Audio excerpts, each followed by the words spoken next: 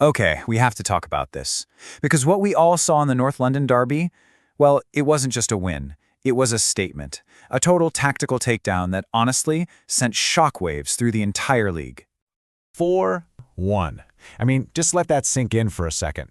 In the North London derby, one of the biggest rivalries out there, a scoreline like that, it's basically an earthquake.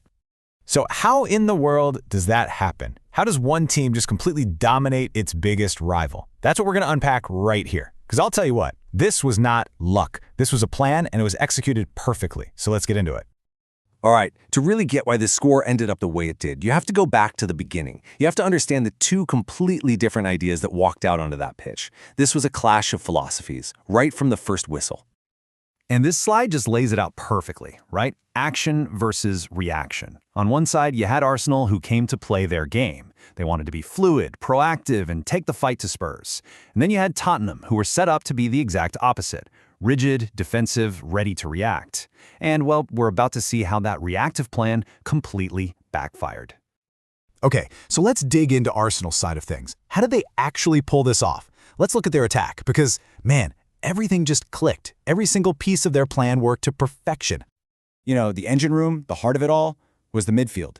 And with Ødegaard out, you might have thought they'd struggle. But this trio was incredible. You had Declan Rice as the anchor, just cleaning everything up.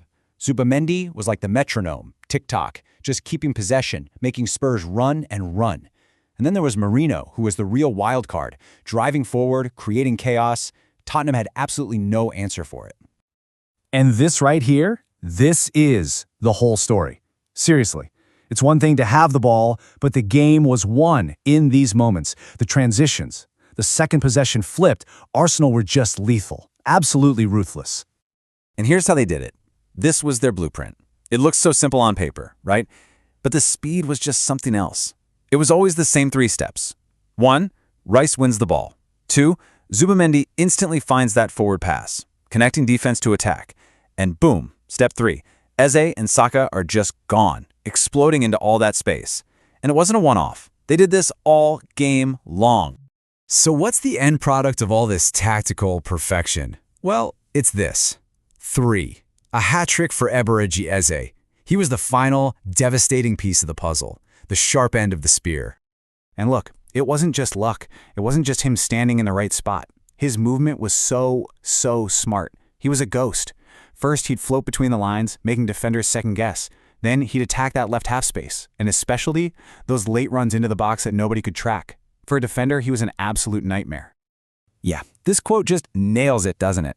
Every time Arsenal broke forward, Eze appeared exactly where Tottenham didn't want him.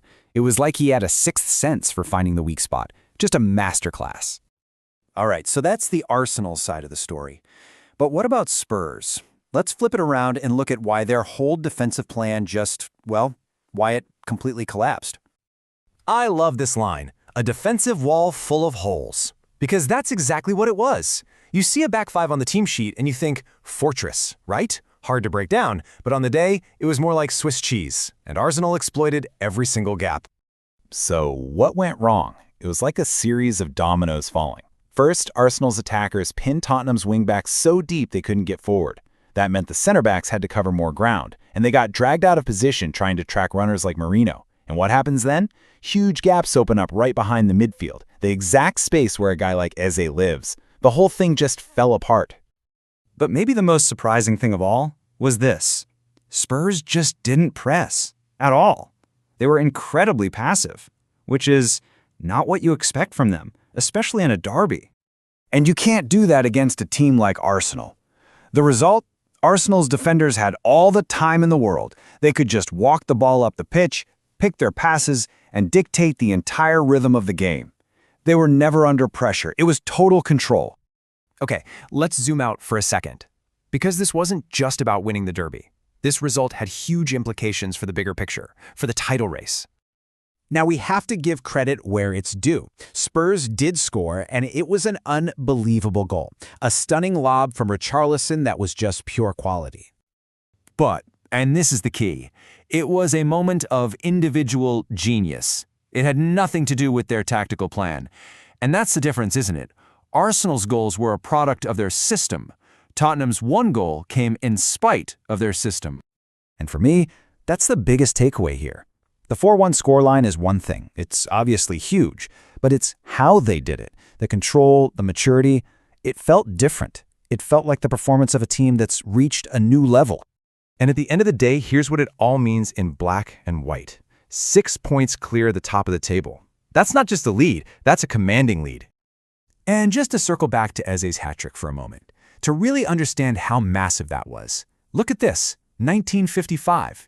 It had been 70 years since anyone scored a hat-trick in this fixture. What we saw wasn't just great, it was legitimately historic. Which leads to this quote, and it's hard to argue with it, right? When you put in a performance like that, so controlled, so ruthless, so tactically perfect against your biggest rival, that's what championship-winning seasons are made of. So I'll leave you with this question. After everything we've looked at, the tactics, the execution, the history, you have to wonder, was this just a derby win, or was this the performance of a champion?